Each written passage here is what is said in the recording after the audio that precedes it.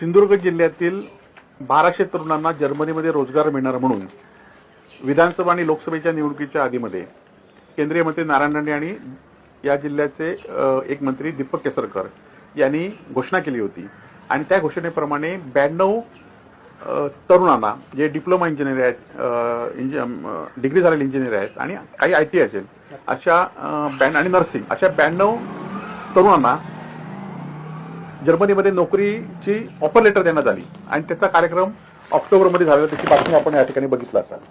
आणि हा कार्यक्रम शासनाच्या योजनेमार्फत म्हणजे त्या योजनेमार्फत जेव्हा उद्घाटन होतं त्यामुळे देशाचे पंतप्रधान नरेंद्र साहेब मोदी आणि एकनाथ शिंदे साहेब यांचा फोटो होता आणि हा कार्यक्रम शासकीय कार्यक्रम इथल्या डाएट म्हणजे प्रशिक्षण संस्था आहे शासनाची आणि त्याचे या विभागाचे प्राचार्य राजेंद्र कांबळे यांनी हा कार्यक्रम सावंतवाडी येथे आयोजित केला होता.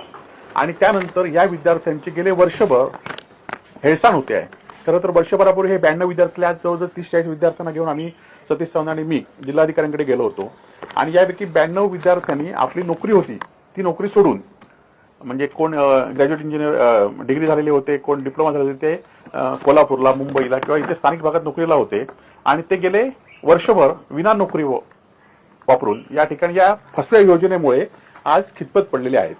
तर आम्ही यामध्ये कुठलंही राजकारण आणणार नाही, परंतु निवडणुकीपुरते लोकांना हे जर्मनीत पाठवणार म्हणून आश्वासन तुम्ही दिलात राणे आणि केसरकरांनी. परंतु आज त्या विद्यार्थ्यांना खरं तर त्या विद्यार्थ्यांना सुद्धा आज पुन्हा आपण एकदा बोलवा, कारण ते 2-3दा आपल्याला भेटायला आले तर त्यावेळी त्यांना नाकारलं. परंतु अजूनही वेळ गेली नाही. तुम्ही या जिल्ह्यातल्या विद्यार्थ्यांना काय अडचणी असतील त्या दूर करून त्यांना जर्मनीला पाठवा एवढीच आमची अपेक्षा आहे.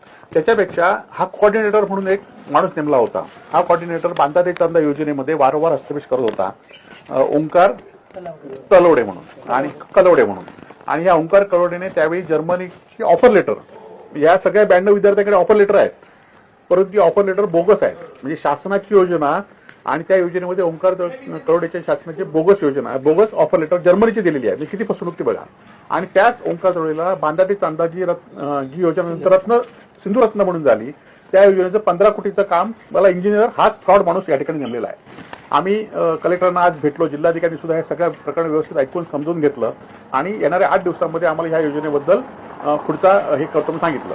जर ही योजनेबद्दल जर या विद्यार्थ्यांना जर्मनीला नेलं नाही तर आम्ही तीव्र स्वरूपात या विद्यार्थ्यांना आणि जे 1200 विद्यार्थी आज 1200 विद्यार्थ्यांनी अर्ज भरले होते त्यांना अजून काही म्हणजे 92 सिलेक्ट त्यांना ऑफर लेटर म्हणून ते सिलेक्ट झाले नव्हते असं त्यांनी सांगितलं. परंतु या 92 विद्यार्थ्यांनी गेले वर्षभर जो काही त्रास घेतला त्याच्याविरुद्ध जर त्यांना न्याय मिळाला नाही तर आम्ही तीव्र असं आंदोलन करू.